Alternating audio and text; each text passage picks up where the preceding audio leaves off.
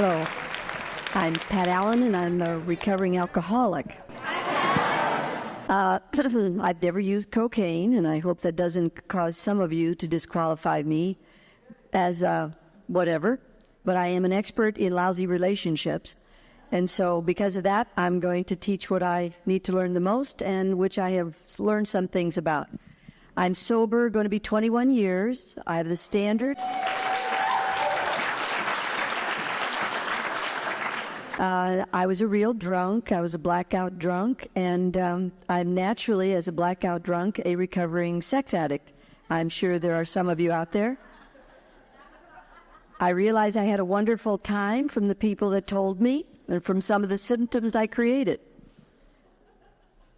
But I have not used cocaine because way back when, 20-some years ago, it wasn't that poly drug at that time. We were kind of purist at those days. So I've been married 3 times, which is a standard miserable affair for people in the program, and I've ruined numbers of relationships. I have become a marriage, family, child therapist. I'm really an artist and a musician, which is what most of us really are. I became a therapist as a way to figure out what they were doing to my head. Part of my alcoholism included trying to kill my husband, which I think, meat cleaver, the whole trip. Killing myself. It includes all the standard things to qualify. Now, I want to show you or tell you how we're going to run this. This is a workshop. I'm going to do some talking for about an hour, and I want you then to I will stand up and wiggle for a minute, but there's pieces of paper have been put on your table. If you will, tear them in pieces and write questions that you want me to answer. This is, pick out of my brain that which you want, because that's what these speakers are for. And I want to see what God has to say to you through me, which is what it's all about. Now, how many people here admit they have a relationship problem? Okay? I thought we'd qualify. Now, how come we're the way we are? I want to give you some pieces of information about what I know about the compulsive personality. We are classified as compulsive personalities. We will never be different. We never were different, and we're not going to get different. We are never going to recover from compulsivity. Thank God. Now, I'll tell you why. Because compulsive personalities, I like the work of Carl Jung. Carl Jung worked with Bill Wilson in the establishment of the 12 steps. Roland H. went from the Akron group over to the Oxford movement and dealt with Carl Jung in Switzerland to see what this issue of spirituality was. Spirituality in my world is the same as love. Love of self, love of others, love of God, love of everything. Carl Jung had an idea. He said that every human being had to individuate and become themselves. And that individuation included that every man, you men have a male body. You're rampant with testosterone. You're raging and crawling, hopefully. And we women have estrogen. Estrogen is a very feeling hormone. It makes us laugh and cry and smile. We women have it when we're young, and you guys have it when you're old. About the time we go into a midlife crisis, we women are starting to go to the stock exchange and wanting to start running the world. You guys are now going to gourmet cooking and needlepoint. So all of us are both masculine and feminine. This is a major, major premise. Every man has his sensitive side. The sensitive side of a man is called the anima. You can read about this in the book, The Invisible Partners by John Sanford, about the projection. The inside of a woman is the animus. The animus is Sylvester Stallone. Sylvester Stallone is the strong part of a woman that hopefully takes care of her. There's 3 ways that male side of a woman operates. It's either an anchor, a shovel, or a claw. If it's an anchor, it's a woman who can say no to things that don't feel good to her. How many women in the room have difficulty saying no? Right. The feminine side of a man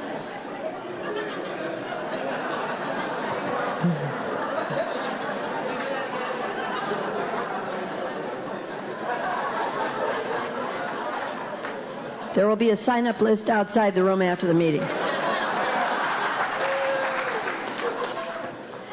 The inside of a man is very sensitive. I wonder if you ladies know that a man inside is more feminine than we'll ever be. But the problem with the femininity, it's either me, or it's a giver. When a man has evolved and individuated, he knows how to give, protect, and cherish others better than himself. When a man has not gotten to that point, he still wants to be gratified.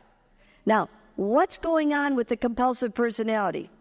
How many people in this room had a painful childhood? All of us.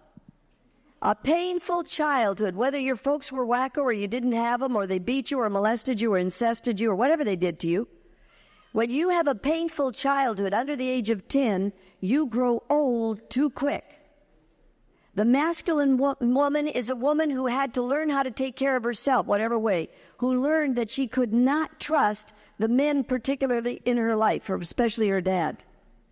That an alcoholic, an addict, a cocaine, whatever, that person becomes 50 years old before they're 10 years old. How many of you men, for example, realize way back when you were feeling feelings that the normal guys weren't feeling?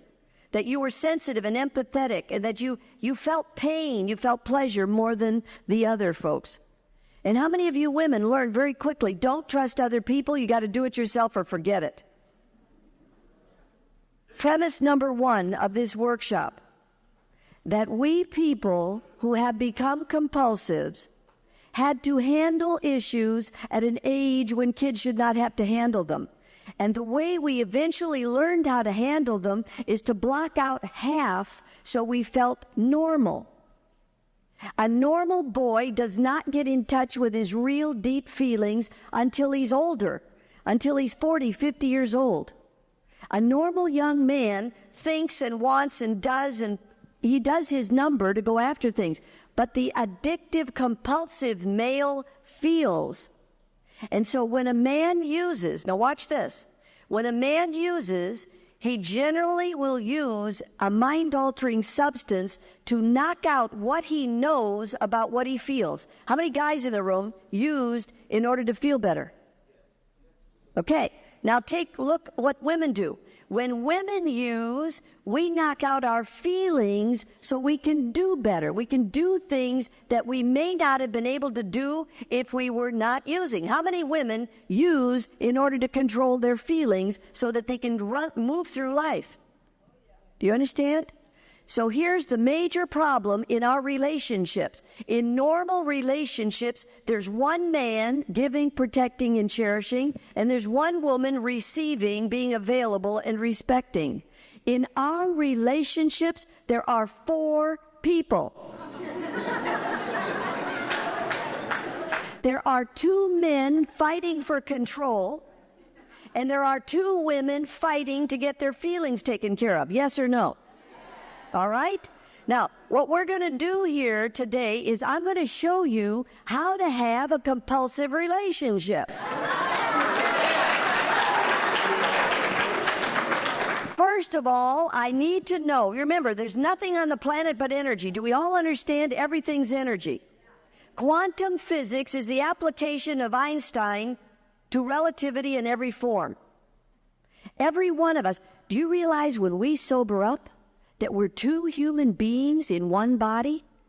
That we have a brain? We had to be gifted. You see, you know what happens when you're a compulsive personality and you're a kid? Some kids go wacko on their own adrenaline. It's called schizophrenia. It's called all kinds of nutty. We got smart enough to knock out half of us with a mind-altering substance. Now, I don't know if you cocaine fiends ever see 2 different visions, but I remember driving with one hand like this. You ever remember that? Because my brain couldn't handle the 2 images.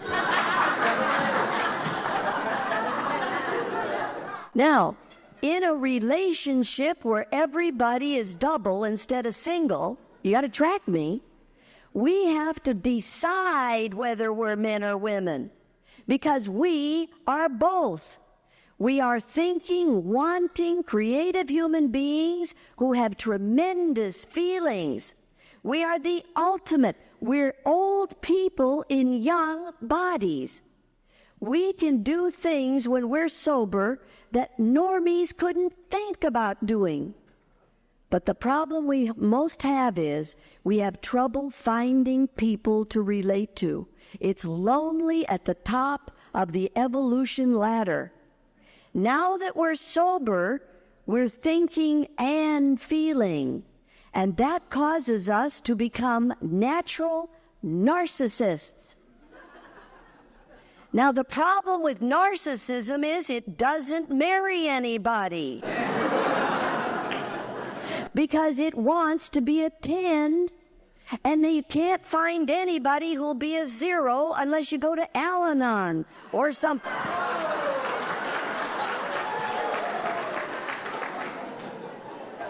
Now, the people in the Al-Anon programs and the O-Anons and the C-Anons and the whatever, those people take pride in being zeros. And I'll tell you why. Because they like to live around the excitement of complex, addictive personalities. Yes or no? They ride our trail. They love tracking us through jails and nut houses. We are the most exciting creatures on this planet.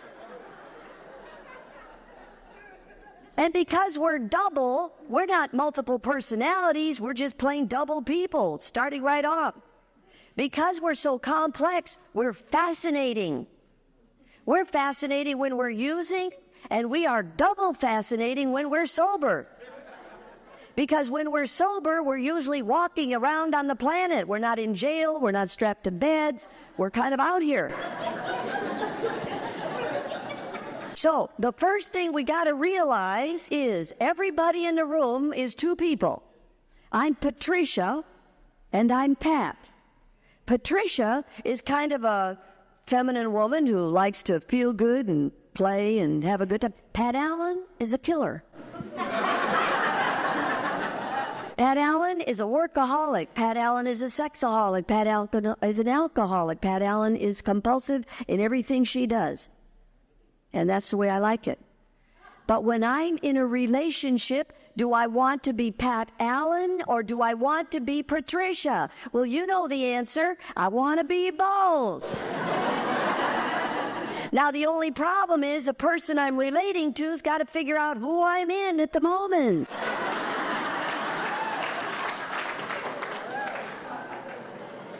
So this workshop is going to be, you're going to pick your sex. Now, how do you like them?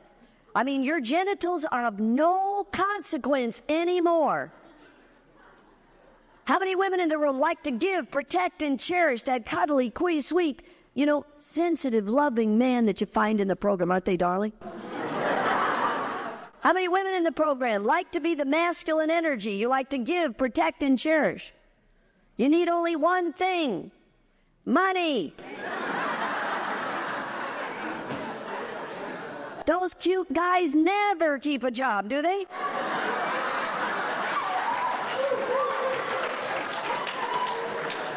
But I'm going to tell you something. They are great brains.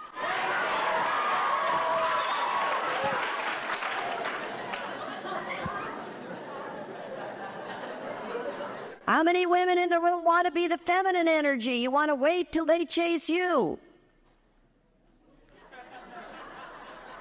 I want you all to notice that there's a dearth of feminine energy here.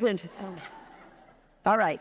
For a woman to want to be feminine, she's got to stop giving, stop protecting, and stop cherishing people better than herself.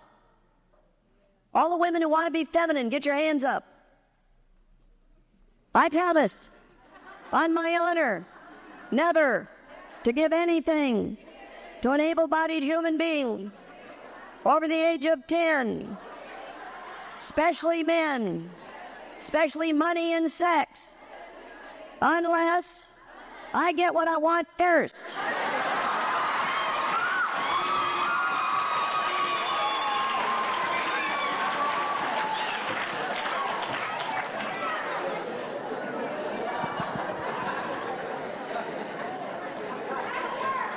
How many men in the room want to carry the masculine energy? You want to give, you want to protect, and you want to cherish your women and your kids. How many men want to give? Keep your hands up. I promise, on my honor, to give to, protect, and cherish the women and kids in my life, even when they're illogical, irrational, and irritating. So help me God.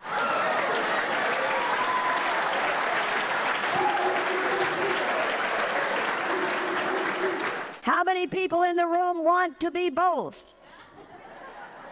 You are permanently single.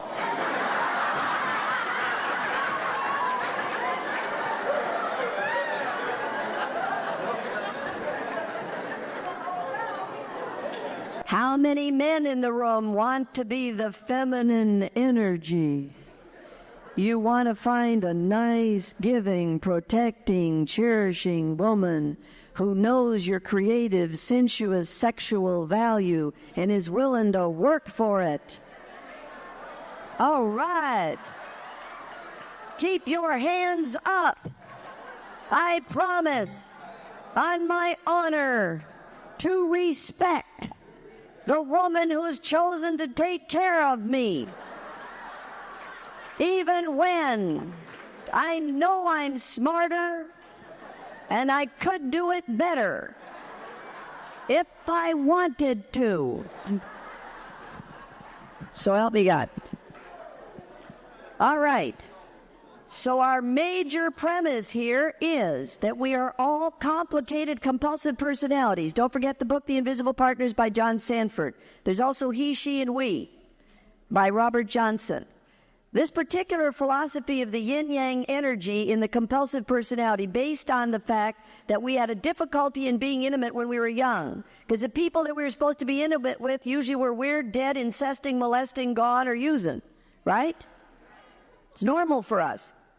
Now, the problem with intimacy is that if you don't get it from people, you get it somewhere else.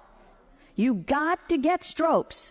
Now, if you're a normal human being, you will go to the forest, you will go to the seashore, you will go walk on grass, sand, water, and mud. I defy you to go crazy on grass, sand, water, and mud. If you ever flip out, anybody ever flipped out? Take your boots off, take your shoes off, take your socks off, get those sandals off, get your stinking little feet stuck in something called terra firma and walk on it. And I'm going to tell you why. Because once you connect to the energy of the planet, the trees, the flowers, and the earth, you will have difficulty staying in your head. You will have difficulty floating away. The big book, Alcoholics Anonymous, talks about go out into the sunshine, get into nature. Now, if you don't, now, I don't know many of you, but most of us addicts, at least for myself, I did not like sunlight, mud, water, sand, and grass. I liked doors and shades and lights out, right? I wanted to be away from people because I didn't know how to relate to you. In fact, I didn't like you. I spent my first years in the program hating people in my trench coat and my arms folded. I was a hostile, bar-drinking, beer-drinking, slugging drunk. That comes from Irish, but that's where I was. I was a mean, mean drunk.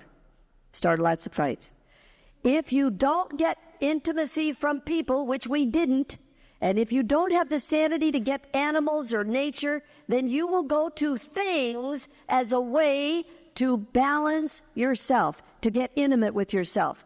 When you and I used, we felt normal because we stopped the screaming between our brains and our feelings.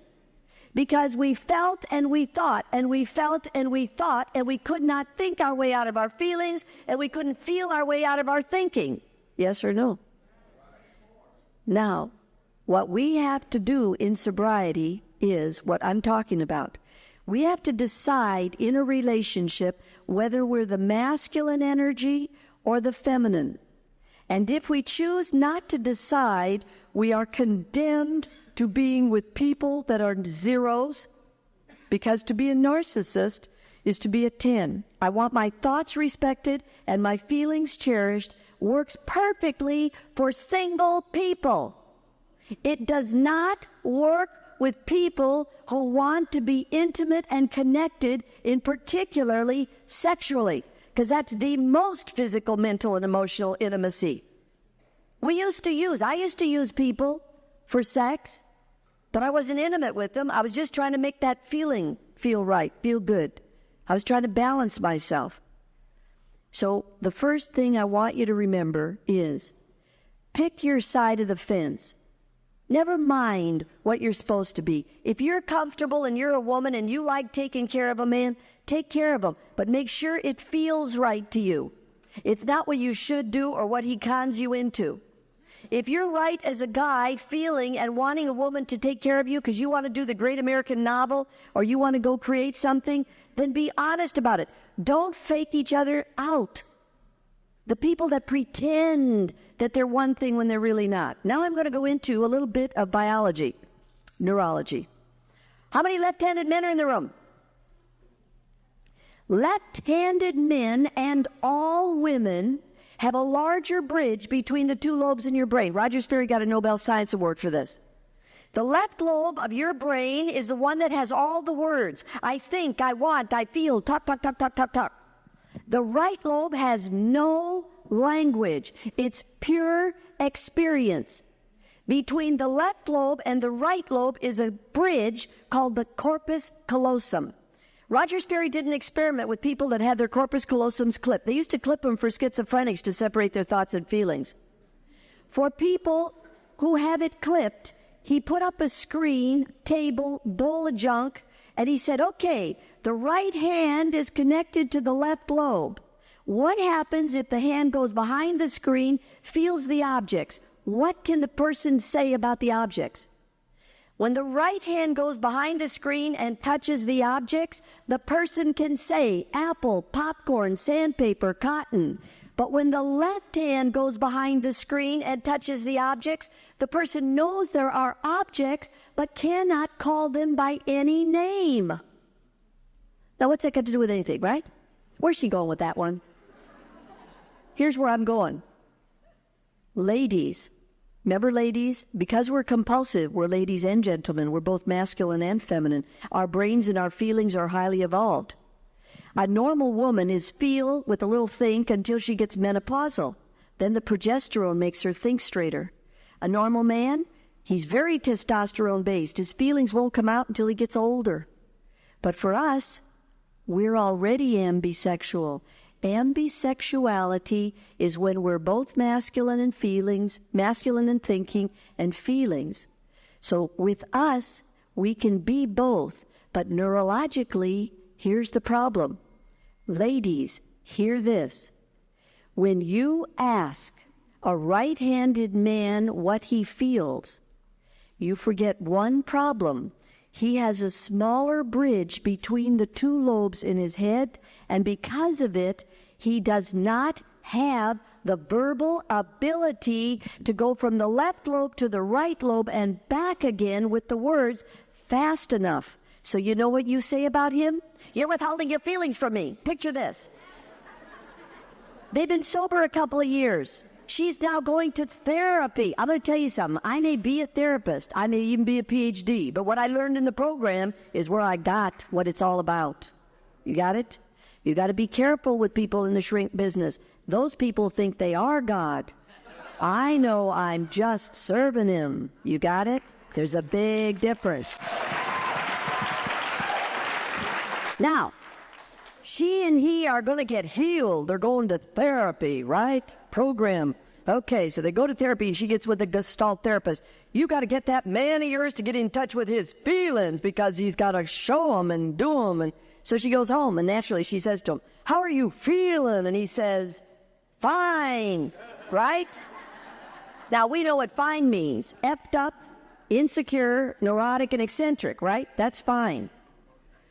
So she says to him, what are you feeling? He says, fine. She says, you're withholding from me. Why don't you share? You never share. I want to know your feelings. Let it out. Come out. Let me see it. When you used, you could feel. Where are your feelings?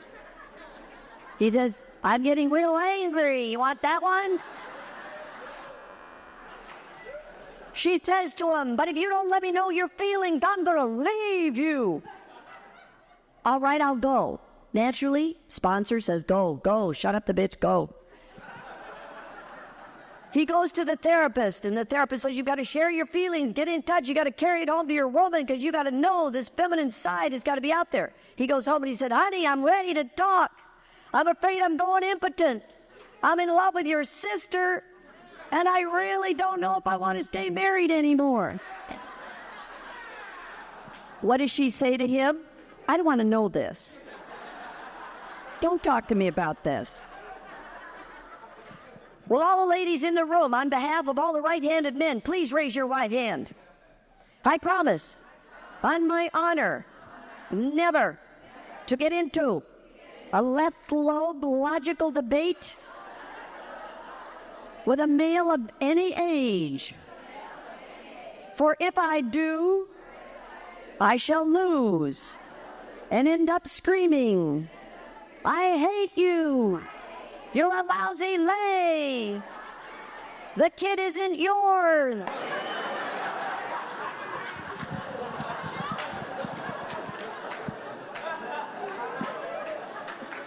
Ladies, would you please not ask, especially a complex, addictive male, how he's feeling, unless he's chosen to be the complementary feminine energy and you're the masculine. In every relationship, I've got to have one respectable partner who knows what they think, who knows what they want, and who cares about the other person's feelings. And I need one person who's cherishable, who's willing to share their feelings. How many of you guys in the room have been with the Stone Maiden in the program? No feelings come out of her mouth. Nothing comes out of her mouth. What comes out is what she thinks and what she wants for you to do and them to do, but never do they. How do you feel, honey? Fine. Because masculine women are like masculine men. They don't want to be vulnerable and share their feelings. How many women in the room have difficulty sharing their feelings? That's normal. That's normal for our program. Hear this. If a man wants to be a good man, here's how he talks to his woman. Now, if there are any gay people or lesbians in this room, I want you to know that when I use the word male and female, it's generic. It has nothing to do with genitals. Maleness is an energy system that gives, protects, and cherishes. Femaleness is receptivity, availability, and respecting of the partner. Each of us are both male and female-ness. That's why we're here. That's what the program is for. That's what the 12 steps are for. The 12 steps of the program are to handle your feelings and your thinking, because we are not normal. We are super normal. Do you understand what that means? Once we sober up, we have all of the giftedness of the highly evolved human being. We are generally bright. That's how we figured out how to knock out one side over the other. That's how we figured out how not to go absolutely nutso.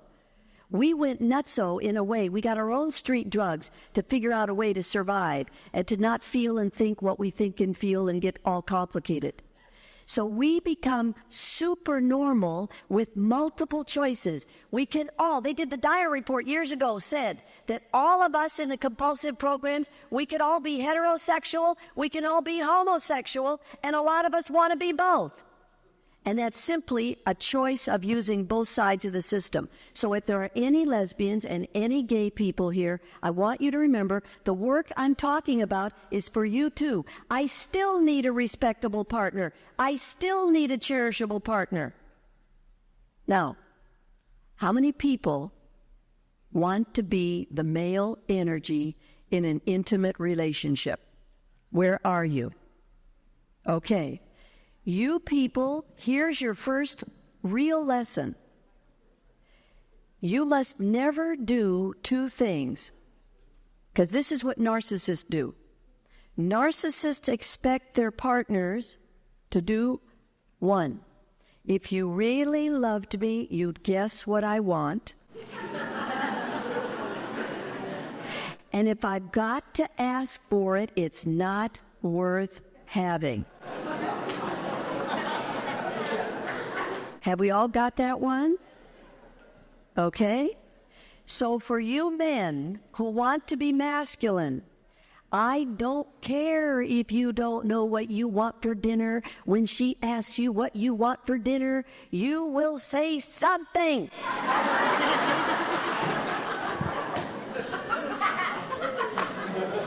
Ladies, I don't care what you feel. I know it can take up to 8 weeks to figure out why you're angry. But when he says, "What are you upset about?" say something.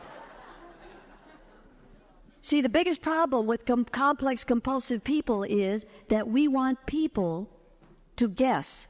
We're afraid to come out and extend ourselves. So what we do is we don't ask for what we want. So the male energy, all the people who want to be masculine, get your hands up.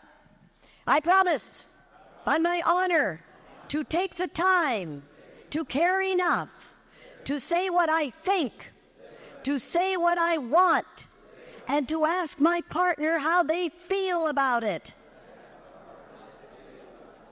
You hear that? How many women in the room, or men who want to be feminine, how many people who want to be the feminine energy would kill for a person who said, "Honey, you don't make sense yet. Could you talk a little longer?" How many women in the room are sick to death of men saying, "Look, you smart character, get to the bottom line. What you're saying doesn't make any sense." Gentlemen, remember, all females and all left-handed men have a larger bridge between the two lobes in their brain. They put all of their thoughts and all of their feelings together at the same time, which causes them to not make sense.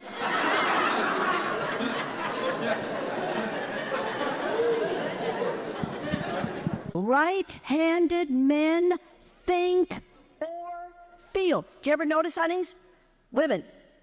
He comes in, he's like, "And where is it at? You didn't do this, and you called the so-and-so, and you whatever, and I call it the IRS love. You can see it in their eyes, cold. There they are. They're all intellectual, insensitive. And then,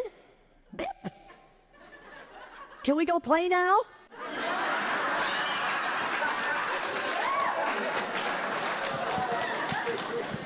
He has just made a rapid move from the left lobe to the right lobe.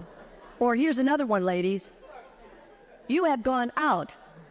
You have gone out with him. You have seen him across a crowded meeting, and there he is, Mr. Perfect, dressed well. His last woman did him great. There he is. You know he's a sensuous sexual person. As he comes up to you, you can see the kids. You can see the wedding. The whole trip is before your very eyes, right? And then he says to you, "Could you loan me a little money?"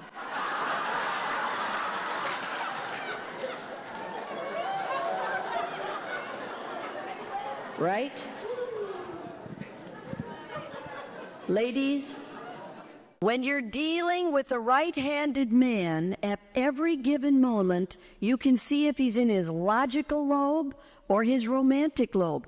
Oftentimes, when you go out with him, see, there's a problem. The right lobe, the vocal column, and the penile column are often connected in one straight line. They've done a study that 60+% of men beg for sex they know they have no right to, but the mouth is going. In fact, they're asking for sex. They don't even know what they're going to do when they get it.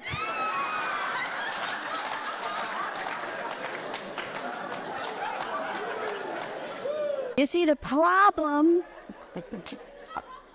with being a compulsive male is if you're used to having sex on the drugs, you're going to have a whole different ball game when you get off the drugs. Because where you may have been having strictly sex, which is a pure right lobe experience, now that left lobe is talking. Do you see? So, ladies, I strongly recommend that before you let him in, we know what in means? Any form of in. That magic wand, wherever it can get in.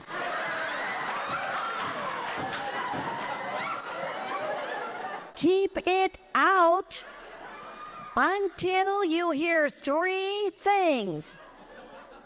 His mouth, sober, says to you, I want you, see, I want you to be my woman monogamously and continuously for a long time.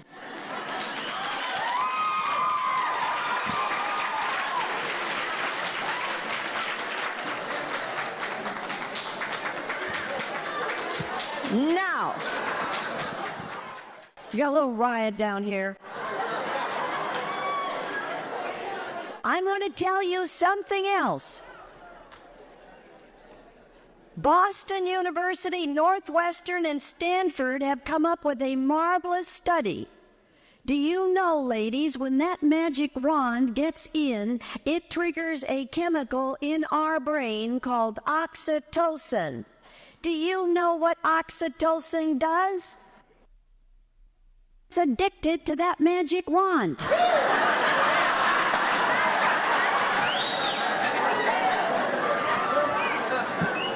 How many men in the room realize that if you can get in, you got it wired? Do we have that?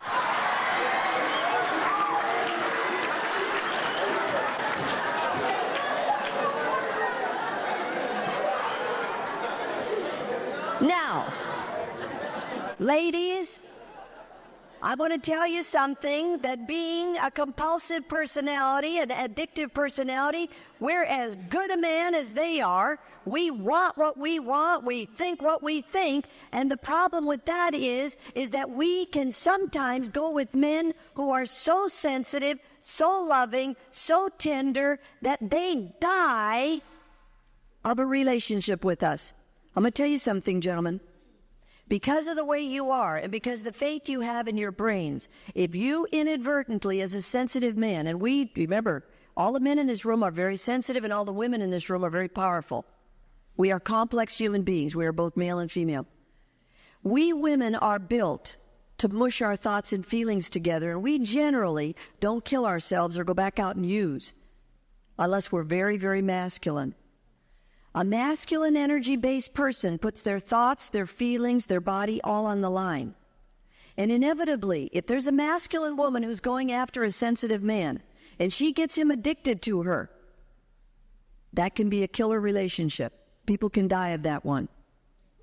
I also want you to know, ladies, that if you think that you can let him in and you can have some casual sex as sensitive, creative human beings, you are going to get bonded and addicted to a human being that you may not like. So for those of you ladies and those of you sensitive men, I'm speaking to the sensitive, feeling-centered people. And we all are, but some of us are more than others. To those of you that are generally the sensitive energy in a relationship, do not have sex until your partner gives you long-term commitments, monogamous agreements, and sees you regularly and doesn't jerk you around. Because if you don't get those verbalized agreements, you could get addicted to them.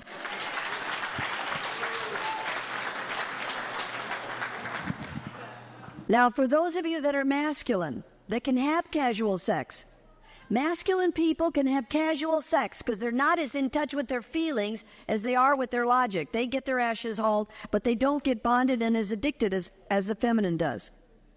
For those people, I admonish you, if you want to have sex with a program member, would you please get an agreement? If it's a one-night stand, say so. I want a one-night stand. I do not want a relationship. I am not committable. Believe me. How many ladies in the room? He says, I don't want a relationship, and you don't believe him. Would you please believe him? He means what he says, and men who are men, right-handed men, they mean what they say, and they say what they mean, and their feelings do not influence them. Do you understand what I'm saying? So be very, very careful. All right. Now, where are we at here? Okay. in a relationship, if you're the masculine energy, take the time to say what you think and say what you want, and be sure you check the other person's feelings. How do you feel about what I think and want? And when the person tells you how they feel, please do not apply the laws of logic to feelings. Feelings are experiential. You can accept them, you can reject them, but you cannot analyze them. Here's what he says. I really want this or that, and I think this. And she says, I'm not very comfortable with that. Well, tell me the reason. You don't answer reasons for feelings. Feelings are feelings, they erupt. Do not explain or defend your feelings. Do not explain or defend your feelings. Say, you have a right to ask. I don't feel good. I don't want to do it, and I'm not going to. And that's it. No argument. When you ladies or you sensitive men get into debates, logic will dictate. They will wear you down and wear you down until you do something that's not good for you. Don't do that. Now, for those of you that wish to be the feminine energy in the relationship, your job is to say what you feel and what you don't want. In every relationship, I've got to have an initiator who knows what they want, who knows what they think, who checks with the other person's feelings, and listens to their right to say no without punishing them. You see? And I need the person who knows what they feel and knows what they don't want, who respects the other person's thoughts and wants. That's the absolute basic premise of the communication technique. Now, what if you're the respectable leader in the relationship and you've got some bad feelings? How do you open up your feelings to your partner? Because I've just ordered you to be the thinker and the wanter, right? Here's what you do. Real simple. I have some bad feelings I want to share with you. Are you up for listening? Get permission for your second suit. You have a first suit. One more time, how many people in the room want to be the respected initiative leader in a romantic relationship? Where are my masculine people? Whether you're a feminine body or masculine, your job is to say what you think and what you want, even if you've got a guess. And your job is to ask the other person what they feel. But on the days you want to share your feelings that are negative, you got to get permission. I have some bad feelings. Are you up for listening? That way, watch what happens. When you want to come out of the right lobe, you got to signal them so they can move over into the left lobe. Compliments attract. Similars repel. I think. I want. I feel bad is the end of your relationship. That's the end. The way it works is the cherished person who has a brilliant... Say you're the woman in the relationship or the feminine energy you generally follow. And you've got a brainy idea. I have a brainy idea. Do you want to hear it?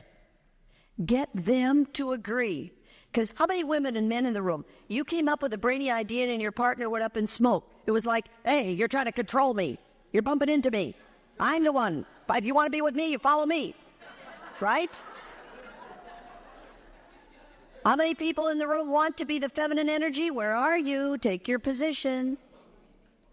Then I want you people to remember that when you have a brainy idea, it's your responsibility to signal your partner, okay? And that's the way it's got to be. So in an addictive relationship, how many people are there? 4. How many people get to talk at one time? 2. You've got to put one of your suits in second place or you will bomb each other by talking from 4 positions, okay? Now, what I want you to do, I've taken this amount of time to lay the foundation. I want to take 5 minutes, and you don't have to leave the room. You can stand up, do whatever you want. There's paper on your tables. Would you please bring up questions or ask me questions from the audience, because I want to spend the rest of the workshop answering your questions, not just talking at you.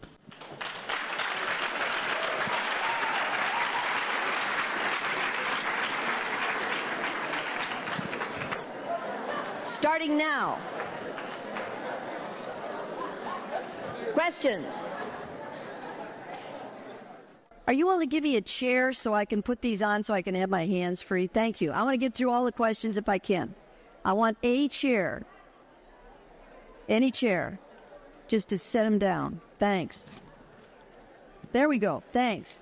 That way I'll just plop them. There we go. Thanks. Okay. Here we go. I've been asked about where I am. For those of you that have come in late, I'm Pat Allen, and I'm a recovering alcoholic, okay? Good. This is a delicate statement I'm about to make because it's weird. You know, I just last weekend I went down to Phoenix and did an Alcoholics Anonymous convention. It's a little strange having relationship workshops, so I'm a little touchy about saying who I am. If you have a need or want to call me, okay, you may get a hold of me in the Orange County area at 714-723-0338. If you're ever in the area, I have a group that I meet with every Wednesday night at the Radisson Hotel. Cost is $5 just to pay for the hotel, just for the room, and I answer questions. So every Wednesday night, yes. The phone number in Orange County is 714-723-0338. Signal my secretary by saying you are at the CA convention. Then I'll know you're not a, quote, client. You're from the program, okay? If you're in Orange County, come to the Radisson Hotel across from the airport on Wednesday night at 7. That's where I do this. If you're from L.A., the phone number in L.A. is 213-275-5147. In L.A., I do this at the Westwood Playhouse in Westwood. The Westwood Playhouse on Monday nights in Westwood. The Orange County Airport, John Wayne Airport, Radisson Hotel. Monday is 7, Wednesday is 7, okay? I do not wish to be commercial, but I'm going to say something that sounds commercial to me. I have a tiny little book that I've got, which has got the communication in it, okay? If you have a want for it, you can see me afterwards. All right, now, crunch, crunch. Yes. LA number is 213-275-5147. It will also call down to Orange County. It's just a different toll number, whatever. Okay, my goal now is to get through these questions so that you might hopefully have what you personally want from Pat Allen. An old hooker in the program said to me once that I had to learn to farm or know the difference between F and U one-night stands, an affair or relationship. Do you agree with logic here? And would you say this could work for the masculine personality? Having sex is often a masculine operation because the purpose of the sex is to get gratified. The purpose of making love, however, is not to be gratified. It is to be satisfied, physically, mentally, and emotionally. When we sober up in the program, we have the ability to make love. Before we sober up, we do not, because half of us is not present. Generally speaking, females who are using, as I said before, are using to not feel what they know, which is they shouldn't be doing it, and they're doing it for some reason, usually for money, okay? When we mate with somebody, one person, the feminine, brings the sensual and the sexual in exchange practically for the status, which is the ring and the marriage and the whatever, the name, the title, and the financial stability. There are only two games on this planet, money and sex. The way you handle money and sex will determine your level of sobriety. And sex, to have sex, is a masculine operation, period. If you have a question from the audience, you may ask me by yelling it out, and I'll repeat it. You want to put it in? Go ahead. What if in spite of your definition, I really don't know if I'm the feminine or the masculine? Hear me. You are both. The problem that we have in the program is we want to demonstrate both sides of our highly evolved personality, and it's fine as long as we're willing to be single. Everybody who's sober in this room is both masculine and feminine. But you have to choose before you start a relationship, not in the middle. Somebody asked me in the middle, what if I change back and forth? If you change back and forth, you're going to confuse your partner, unless, of course, they're an Al-Anon. Or they're codependent, because they're glued to you, remember? And those people will enable you to be both. And you know what both is? Narcissism. And if you want to read a book about it, here's a book.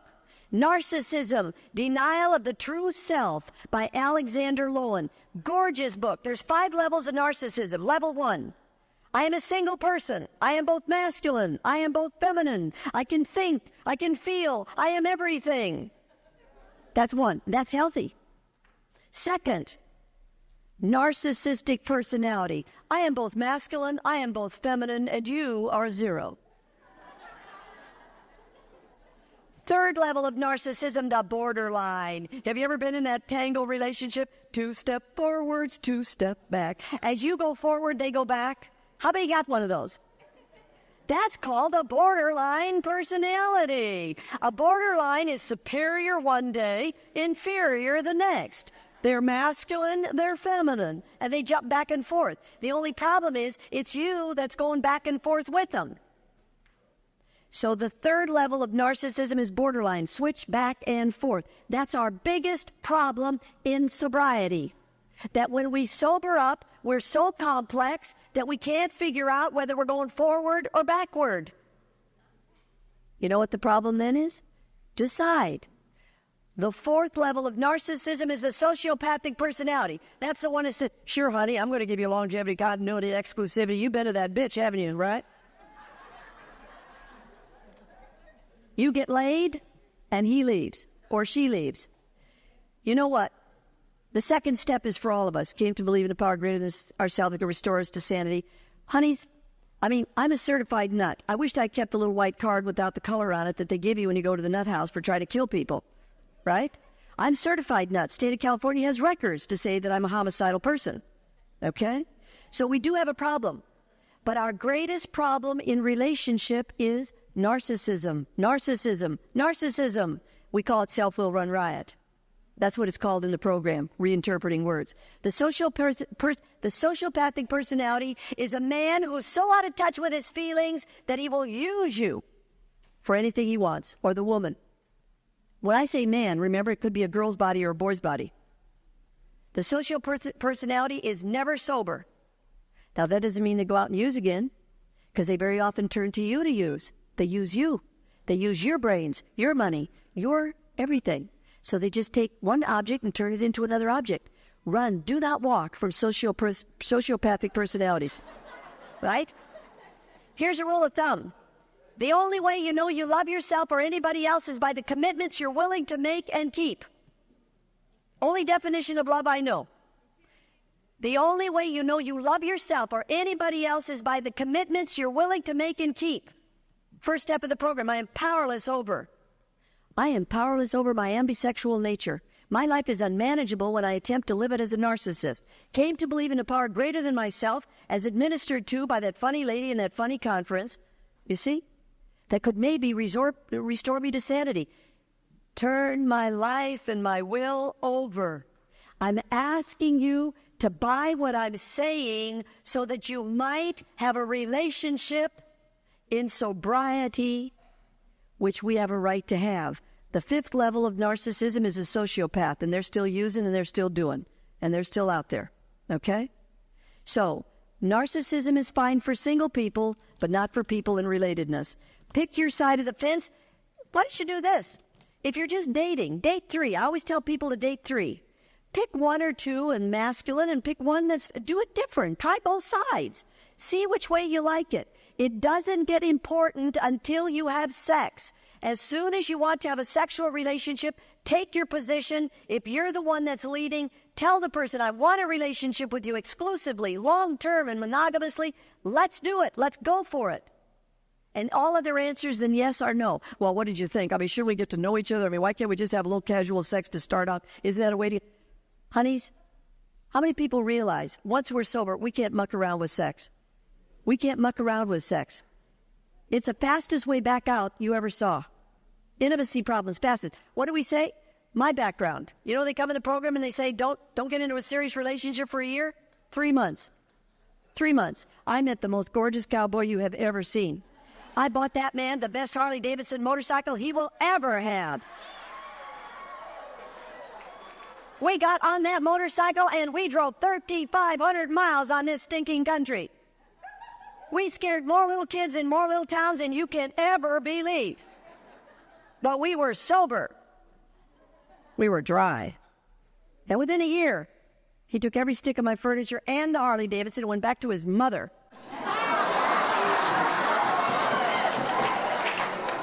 And in my second year of sobriety, I was bankrupt, sleeping on a floor.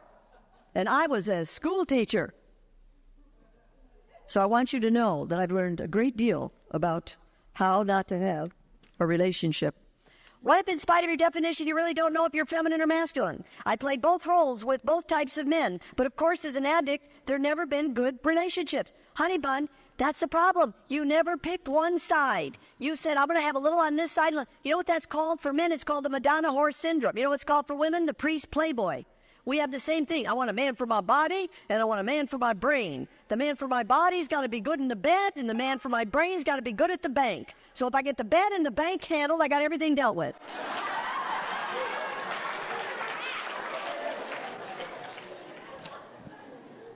What if the woman does not feel comfortable with sex until much later in the relationship, but the man is always frustrated? Sounds normal to me.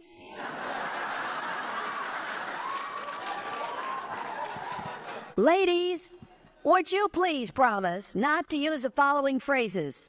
I have my period. You can't have your period that much. I have my period, and I don't know you well enough. From now on, starting today, this is what you say to a man when he comes after you. Now, we do know when he's coming after, don't we? We are sober enough. Okay, when he's coming after, right? You get the glint in the eye. First thing you say is, thank you. How many women in the room want to be seen as a sex object besides me? I get enough respect. I'm very bright, very bright. I do not want to be respected. I want to be laid.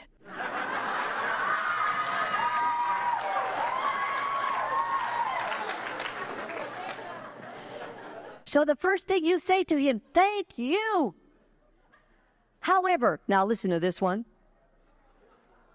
I know that if I have sex with you, that I will bond to you, for I am very attracted to you. And so I'm not wanting to have sex until you're willing to have a long-term, continuous, and monogamous relationship with me.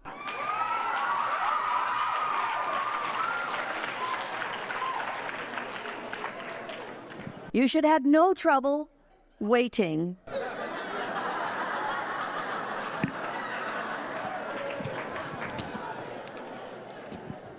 I want to be the feminine energy, but I always choose feminine men. Well, then you ain't not choosing the feminine. Ladies, do you people know how to get out there and flirt? You know what to do? Now, you package that body up as good as you can. You decorate it. You do whatever you got to do. Because the major sex organ of a man is his eyeballs. Do we know that?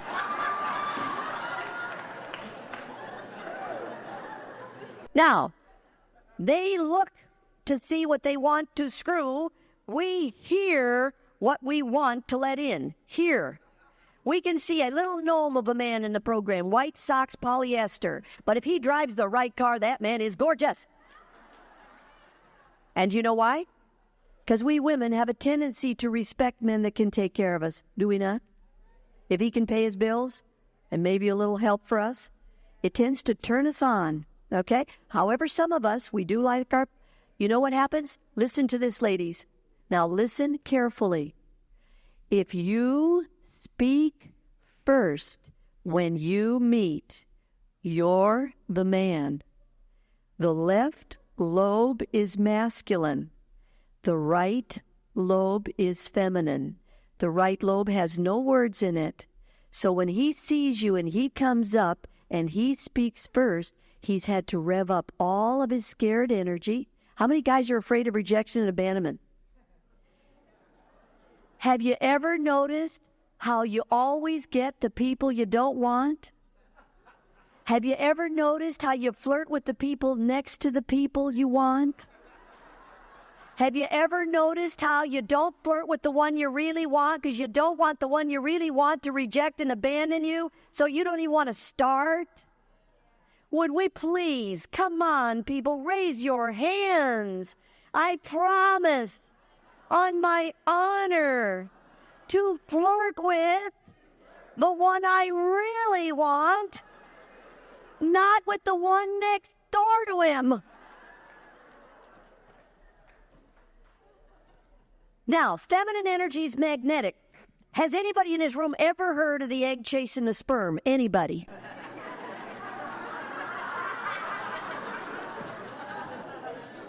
The way you can tell the masculine energy is it speaks first.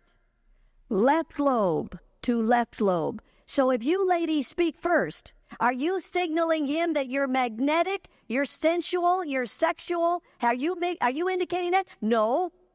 Because the first thing out of your mouth is respectable. Hi there. Have I seen you in the program before?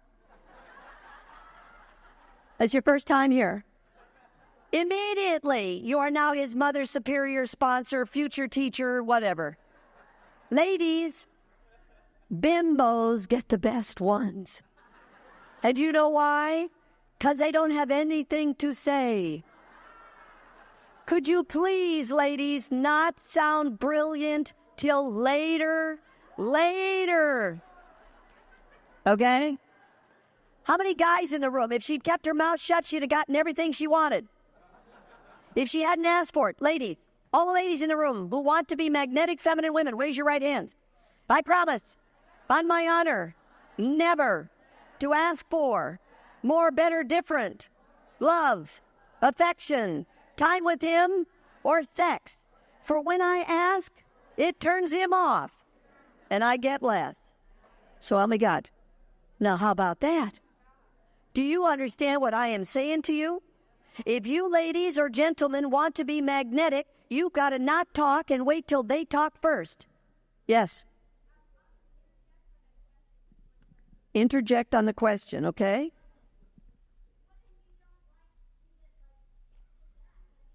If you get what?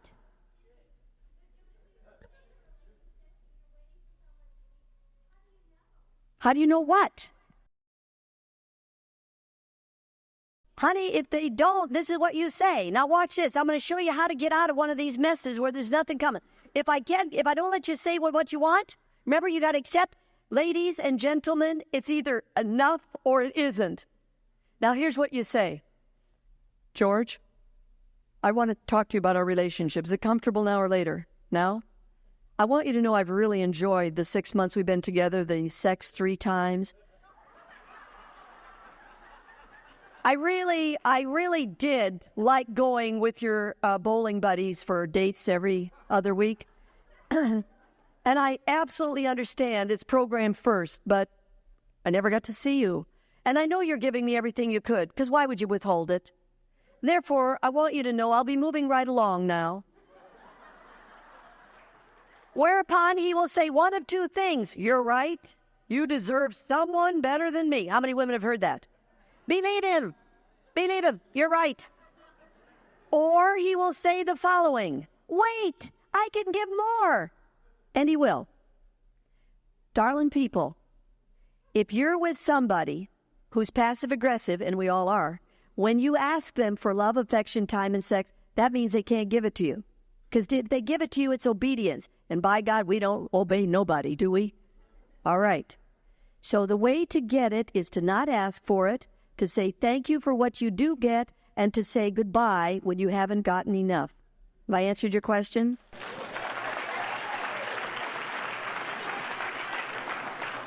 If you're married to the dude, you stay. I don't believe in divorce. There's only 2 times I believe in divorce. Violence is one, and you're getting sick living with them. If you're getting physically, mentally, and emotionally ill, you have to leave. But if you're married to him, he's enough. You got to supplement, go to class, do something else. Do you understand what I'm saying? All right. What about what?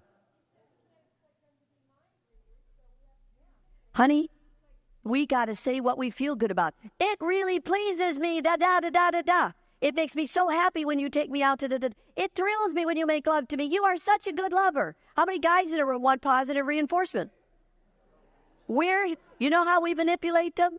We tell them how great they are. What do you mean they all know? I got news for you. Go out and practice. You got tonight, you got tomorrow morning. Man, we can rock this place.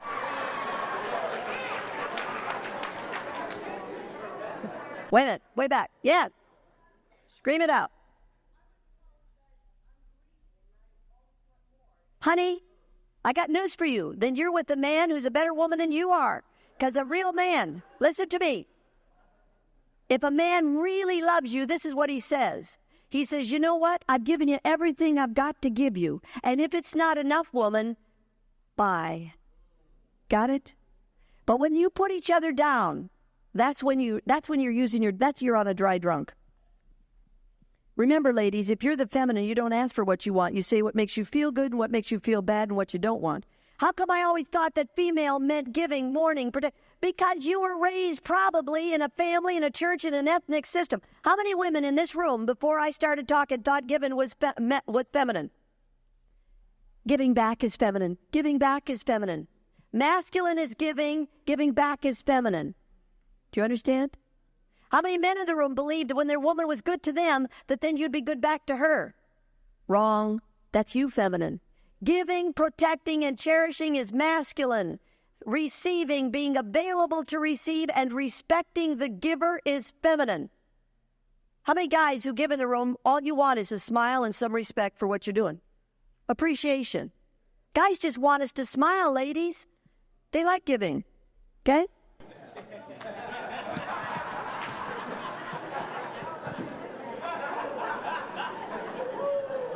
Here you go.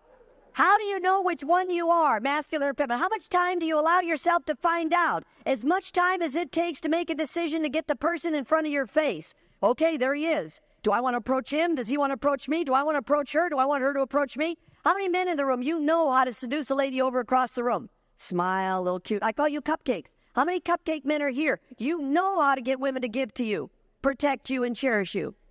And that's okay as long as you decide to do it. As long as you decide. Make the decision right now and go out and practice it. Is it possible for two feminine energy people to have a healthy relationship? Yes, as long as they're not building anything. You can't build anything with two feminines. You can have a party, you can go on trips, you can do like, but for God's sakes, you can't pay bills, you can't have babies, you can't get married because you say, well, how do you feel? Well, I feel, how do you feel? What do you want? I don't know. What do you want? You want to get married? I don't know. You want to get married? I don't know. Now, how many people saw Baby Boom? Remember Baby Boom in the beginning? Oh, it's sex. 30 seconds? Okay, boom. When two masculine energies get together, they fight for power. I'm going to lead this. I'm going to lead this. Let's fight it out. Okay? I need one feminine, one masculine in all relationships. All relationships. I don't care what relationship you are. Okay? So that's what you have. Can two feminine people... We already asked that. Yeah, you can have a relationship. I think that's what we did. Hey, people, you remember when we were out there using? Okay? When the guys were using, they were going feminine. When the girls were using, they're going masculine. Yeah.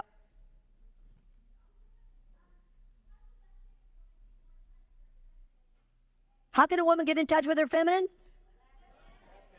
How can left-handed women... Look. Watch, left-handed men and all women have a larger bridge. By the way, the book on that is Joe Tannenbaum's book, Male and Female Realities. Joe Tannenbaum's book, Male and Female Realities. This is what you do. How many women in the room have jobs and are responsible? How many women, you know how to be masculine? When the bell rings at the end of work, leave your balls at the office.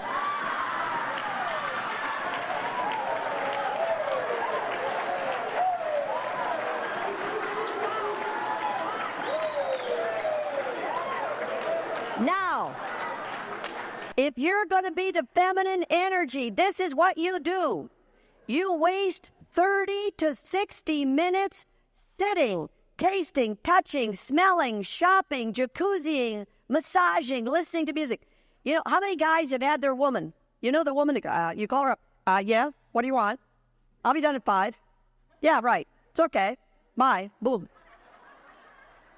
How many men have called the Gestapo agent that you called a girlfriend? Ladies, if you're the feminine, or gentlemen, if you're the feminine, you got to get out of your head and into your body. Would you please walk, ride, baby, do something, massage, bubble bath. You got to get out of your head, or you're not worth talking to. You're too intellectual. You're too hard. Get to the bottom point, whatever. It's too cold-blooded. Take 30 to 60 minutes and waste time. Will all the girls in the room please raise your right hands? I promise, on my honor, before I get with my man, I will waste 30 to 60 minutes tasting, touching, smelling, seeing, and hearing with no project in mind. So help me God. Here you go. Oh, here's a good one. How do you confront the fear of commitment because of your past uncommittable life? You just decide. I'm going to tell you something, people. We have been terrified all our life. We have got to just take a position and then do it. You've got to walk your way through it. There is no other way. So if you've decided to have a relationship, have one. If you're the feminine, speak your feelings. Open up your guts. Ask them what they think. Ask them what they want. Tell them how you feel about it. If you're the masculine, tell them what you think. Tell them what you want and ask them how they feel about it. And I promise you, you will get intimate. And there is no way to feel good about it. There's 2 ways to handle a phobia. Abstain and desensitize. To abstain is... A relationship the first year is 3 months perfect. He's perfect, she's perfect, they're sober, she wears, he wears, everything's perfect. The second 3 months, she was a feminine, now she's a bull dyke pushing people around. He was the strong, stalwart leader. Now he's a wuss. The third 3 months, you're getting used to his wuss and you're getting used to the bull dyke and it's starting to work out. And the fourth 3 months, you're now ready for a commitment. Do not sign, everybody in the room, I married somebody who went bankrupt in my second year. For everybody in the room, would you please raise your right hand? I promise, on my honor, never to sign a legal document with a human being I have not known at least 1 year. So help me God.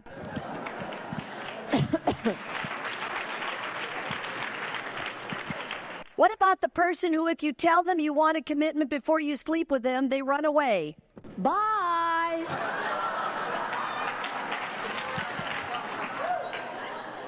Nobody's got VD from an abstinent program.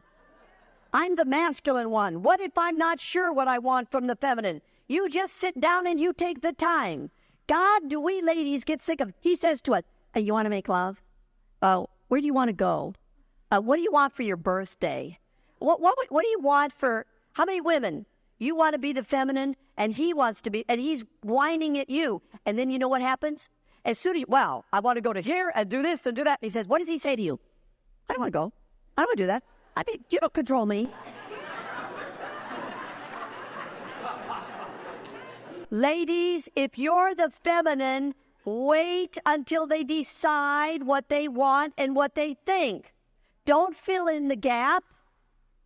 Don't let them off the hook. Well, I'll take the time. What is it you want? Do you want a commitment or don't you want a commitment? Do you want to get married or don't you want to get married? Until you decide, I'm not doing nothing and you ain't getting in. Period. Here we go. How do you let go of a man you've been addicted to? There's that magic wand. Oxytocin. Do you know? Listen to this, ladies. Every time we taste him, touch him, smell him, see him, and hear him. Every time we call his stinking answering machine to hear his stinking voice. Every time we sit outside of his house to watch him stinking through that car and that stinking woman that he's with now. Every time we go near him, we are getting another fix. That oxytocin can take up to 2 years to get over. 2 years. If you are addicted to a man, well, parts of him anyway. If you're addicted to that man, you don't taste him, touch him, smell him, see him, or hear him for 2 years. You don't go near him if you possibly can. Because I want you to know, it's a physical problem. You are literally addicted to the chemistry that you create when you're near that person. I'm not attracted to others and compare. And you know what duty dating is? It's that horrible date you go on to get over them. You know, duty dating. You got to duty date. Duty date, duty date. Go through it. What would you do in a relationship where you can't live with that person, but you can't live without them? I would decide which side. If I can't live with them and I can't live without them, I would probably pick one side. Remember, you either abstain or you binge. Either get in, like the program says, our hats are off to you. If you're addicted to somebody, either abstain from them for 2 years or binge on them. Call them, go with them, get into it.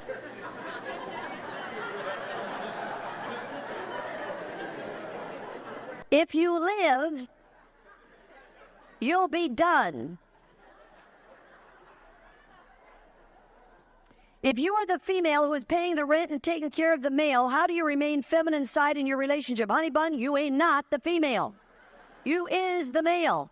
And as long as he is a good lay and he's sweet to you, you keep that man.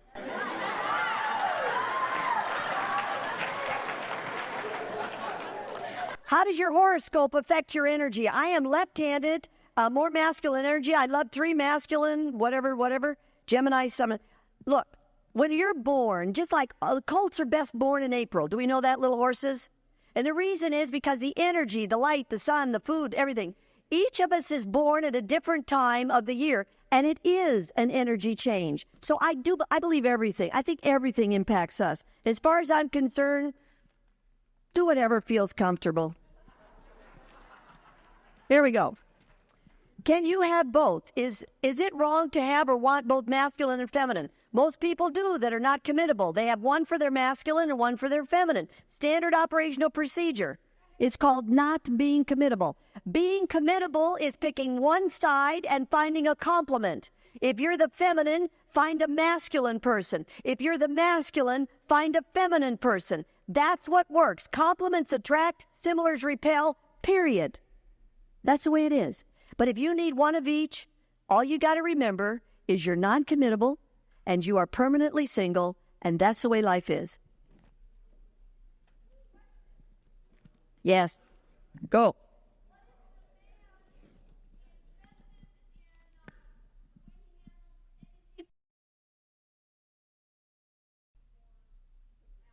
I got news for you. Most everybody is masculine at work. We're all masculine at work. Sexism is when people treat women like they're women. Do you see what I mean? At work, we all deserve respect. We all deserve our thoughts and wants respected. But as soon as the bell goes off, we have multiple choice. Multiple choice. And we addictive personalities, we often fulfill both sides of our nature. We have one person for our head and one person for our body, and we have very great difficulty in picking which one we want to build a life with. I'm going to say something to you, no one is worth committing to. Don't ever commit to a person. Commit to the relationship, the lifestyle, but not to the person. If you want to live in Afghanistan and you want to work with the leprosy kids, then you better find somebody that wants that same lifestyle. And if that person is kind, nice, and fits your personality, go with it. Don't try to find the right person, especially in the program. Everybody is 2 people anyway, and you can't pick them. Pick the lifestyle and then get the best partner you can, then take care of your half of the game, and if they bomb it, they bomb it. That's the best you can do.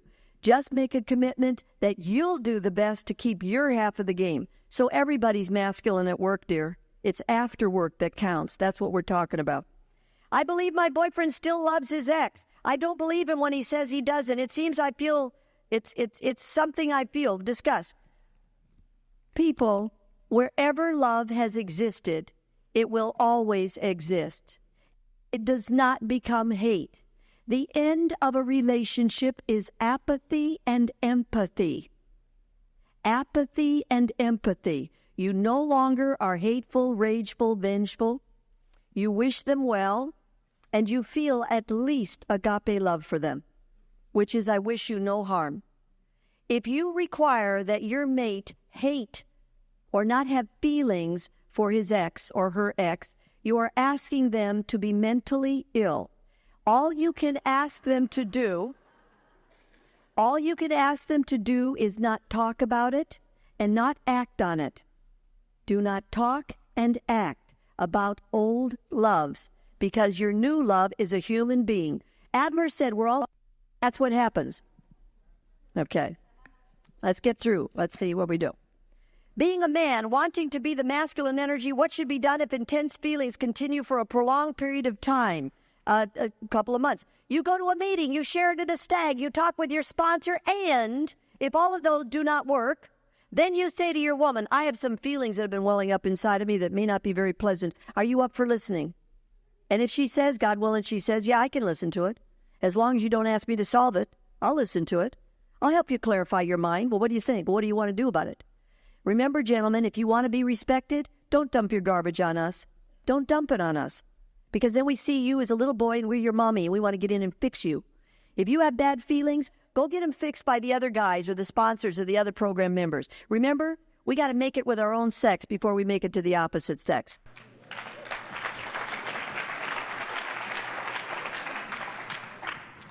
Can a masculine man be feeling oriented as well as I am left-handed? You absolutely right.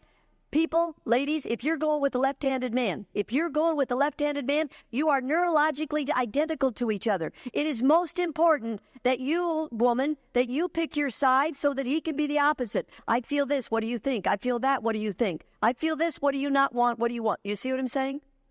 Take your position, because both of you will be bumping into each other if you're not careful. It is now 22, okay? What about the left-handed man? Mine won't express anything, and our only good times are in bed. A man will share his feelings as soon as he's safe with you. Dear ladies, here's a message from me to you. Men may not talk about how they feel, but they demonstrate it. They do things. If you give them credit for all the little things they do, you will see very quickly that they love you. Getting them to verbalize is a woman's game. Okay, watch this. How many women in the room? She had watch. She said she let him in too fast. He now loves her and he's committed to her. And what does she feel? Fear. How many women in the room? When he really loves you, not like the jerk that you had before that was using and abusing you. When he really loves you, you feel like you're being smothered. Blah. You want to know what that is, ladies? That is your fear of giving up your independent ways. When a woman relates to a man, she gives up her independence. When a man relates to a woman, he gives up his irresponsibility. When he's committed to your protection, love, when you're able to receive and give back, you are now committed like a woman.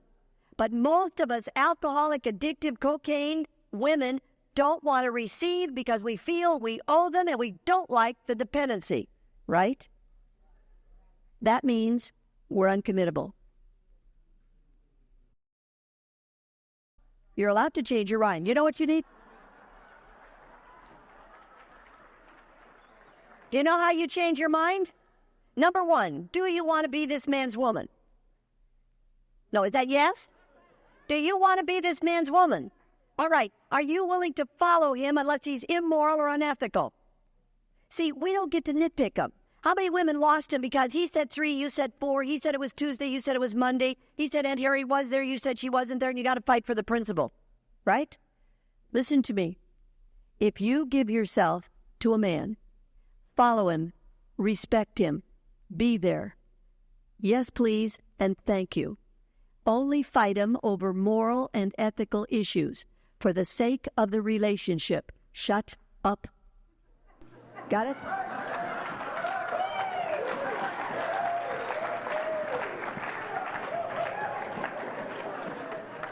Okay, the women in the room, get your hands up. I promise, on my honor, if I choose him, I will respect him, his thoughts, his opinions, his suggestions, as long as they're moral and ethical. I'll do it his way. So help me God.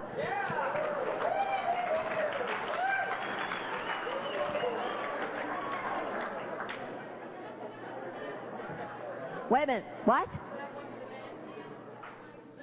The man who doesn't want to commit. I'm going to tell you something. Do you know the reason men don't want to commit? Because we ladies don't require it. I got news for you. If they had to say something before they got in, they'd say it.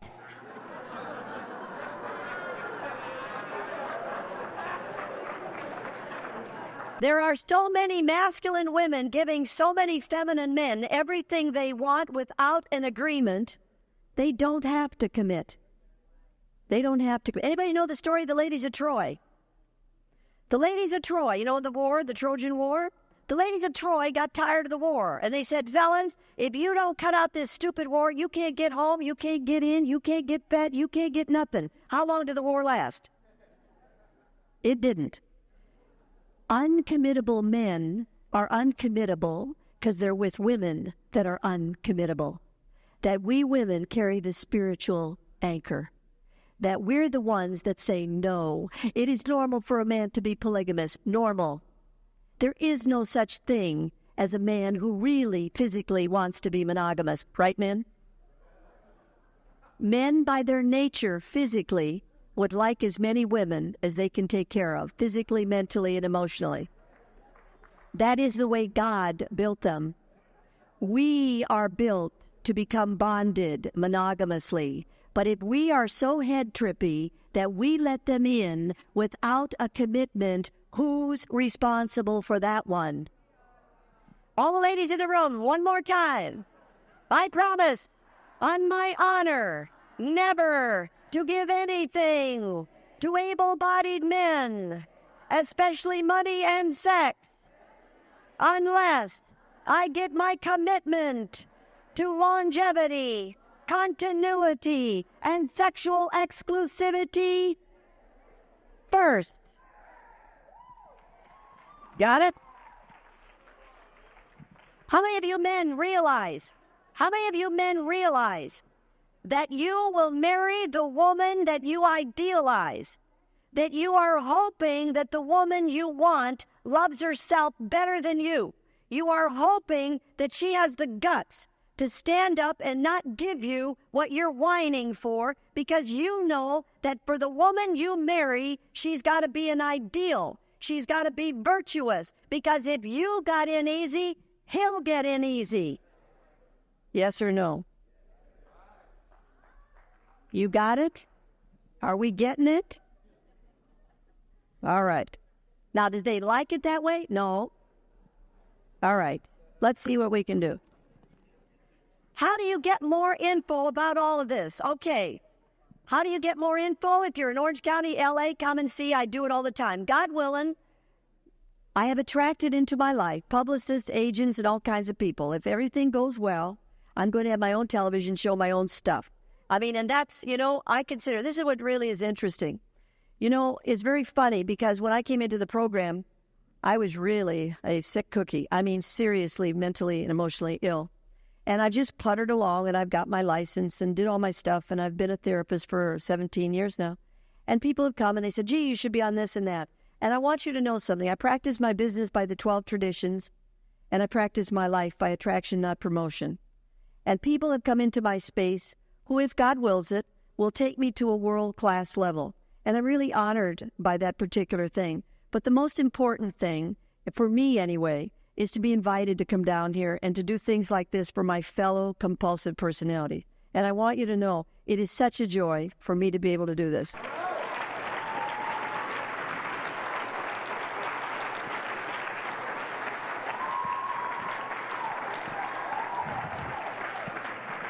Oh, I'm not going to get. What happens with the people that are ambidextrous? Ambidextrous. Listen to this.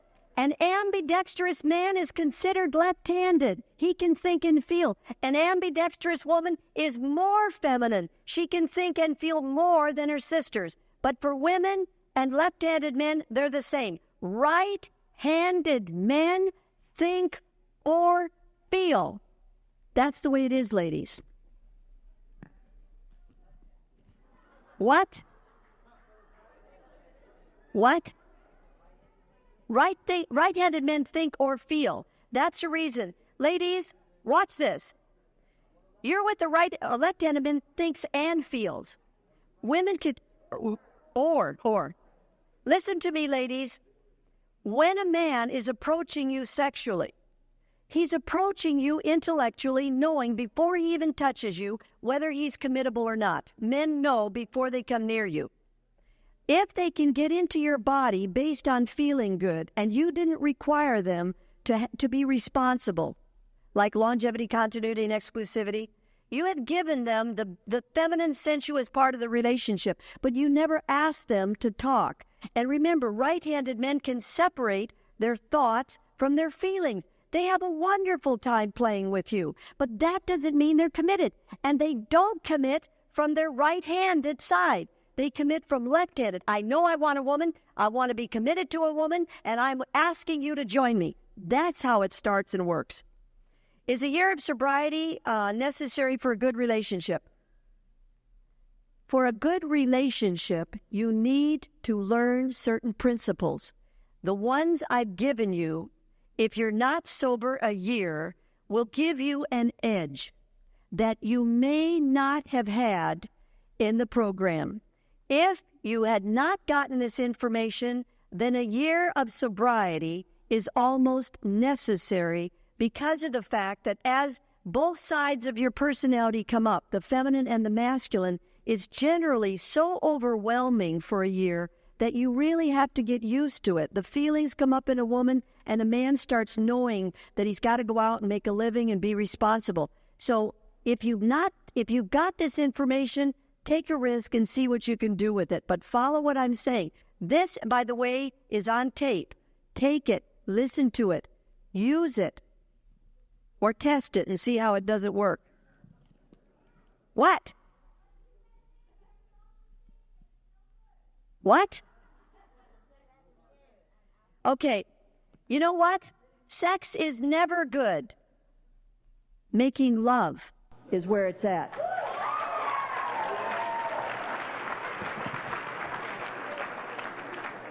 Generally speaking, you know if sex is going to be good if you can dance with them, right? Go dance with them. Is there such a thing as a healthy one-night stand sex thing? How do you know? Yes, listen to me. It is possible.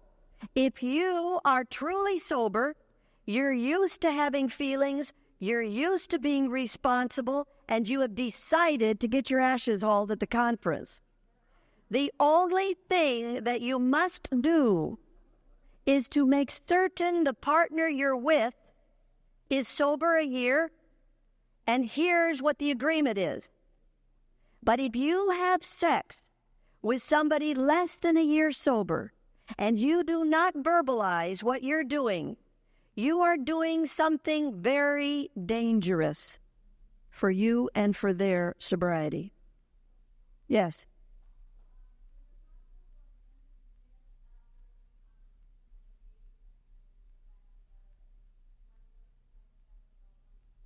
Is it possible for a man to, can somebody repeat? Yes. Yes. Absolutely. Remember, if a man, generally speaking, if your man goes back and forth, it's because his feelings swamp him.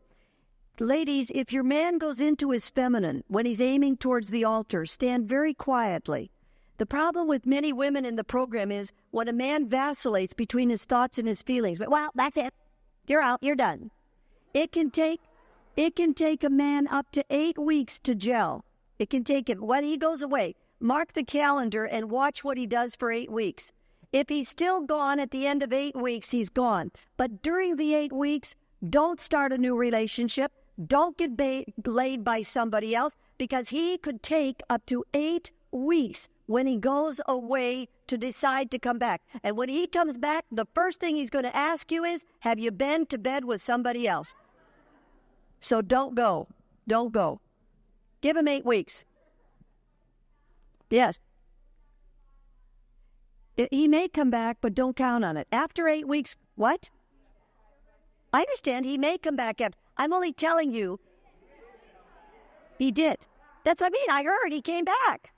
That's a brand new relationship. Don't let him in without the contract. But if you were once talking about getting married, the next time he comes back, the ring has got to be on the finger before you go to bed. Do you hear that? The ante goes up.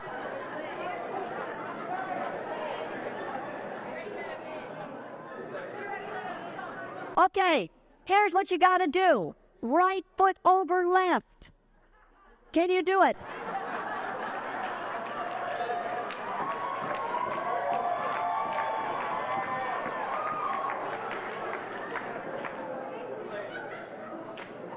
Did you hear what I said? Stop having sex until you get that ring, because if you keep giving him back the old relationship, he'll never be forced to the next level. If he leaves you after he's committed to you, the next time he comes back, there has to be a higher ante. Ring. Let me see. I want to see. Okay. Oh, here we go. In my first 5 years of sobriety, I was totally in the masculine energy. I'm now 10 years sober, and I'm mostly of feminine energy. But when vulnerable, I instantly resort to my masculine side. How can you talk about that? I don't need to talk about that. If it's a woman, all you got to do is shut your mouth.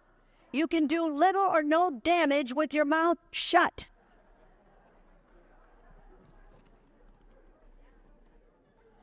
I can love a man completely, but forever love a friendship, yet have no sexual attraction to him. Hey, people, chemistry is not negotiable. I can't make it. You can't make it. It's either there or it isn't. And it doesn't matter. We don't know why, but it's the way it is. So if there's no sexual chemistry, please. Marriage is not for friends. We live too long. Marriage is for lovers. The only reason we can stay married to somebody for the length of time that we might have a chance to is because the sex keeps us together. So don't marry your friend. I don't care how nice they are. It's not going to work unless you are absolutely, I don't know. Therefore, I would never establish marriage. My romantic sexual attraction are to men who can't meet my emotional needs. When and how do I bring the two together? What action do I take? Well, this is a lady who apparently doesn't realize that when she goes after a man, he can't meet her emotional needs. What she's saying is, I want the all-encompassing man, the man who's feminine and masculine. Your best bet is to realize, if you're going to be the feminine, you meet his emotional needs. If you're the masculine, he meets yours. But I'll bet you 2 to 1 that this is a woman who wants to be the woman who's attracted to men that are also the women. And so there's nobody giving at home. Okay? Somebody's got to give. How can I be the Al-Anon type and the compulsive type? I haven't brought the two together. You can't. I was fascinated by the one I want, and they aren't with me. Or they're fascinated with me, and I'm not with them. I truly can't be both. Isn't that being whole? Can I switch back and forth? You sure can switch back and forth, but I suggest you have a real patient sponsor or a lot of therapy money, because you're going to need it. Okay? Let's do a last one. Where is my little friend who's closing the meeting? Where is she? Okay. When the man is not the alcoholic and the woman is sober and he is a taker and me a giver, how do I handle this? Same way. If he's a good lay and you want to give, that's probably going to work. What she's saying is she's sober, which means she's a masculine woman coming into her logic, and he's a taker. He's not a taker. You're a giver. Men can't take. Nobody can take from you. You gave to him. What is the best way to regain trust and confidence in your relationship? First of all, I don't like the word trust. Faith. Have faith. Have faith in your ability to handle the crud that they bring you. Please do not trust human beings. We are not trustworthy. This business of trusting people, forget about trust. Have faith in yourself to handle what they do. Then you can march out. I got to trust you to relate to you. No, you don't. Trustworthiness is what you look back on when you're way out there. Trust, when you look forward, is something you trust in God and nothing else. The only energy that we can trust is God's love for us and His acceptance of us and the process of the life of the planet here, our sobriety. Do not trust people. Have faith in yourself to handle them when they're not trustworthy. Then you can have a relationship. How can I learn better to communicate better with my partner? Buy the tape, buy the book, listen, and do. How do you learn to love the one you're with? By knowing what you want and what you don't want and committing. How do you change from the masculine to the feminine? I'm the female. Shut your mouth, don't ask for what you want, find out what they want, find out what they think, see how you feel, and say no to things you don't feel good about. That's bottom line. You want to come up? I'm going to keep, while you're walking up, you walk up and I'll keep answering them. How does a left-handed woman get more in touch with her feminine? Left-handed women are like all women, feeling-centered. Are the two ever compatible? Masculine, masculine, feminine, and feminine. Masculine and masculine is what goes to work. Feminine and feminine is what goes to a party. But when you get married and have a relationship, I got somebody going to work and somebody creating a party, because that's what it's all about. Okay? Thank you.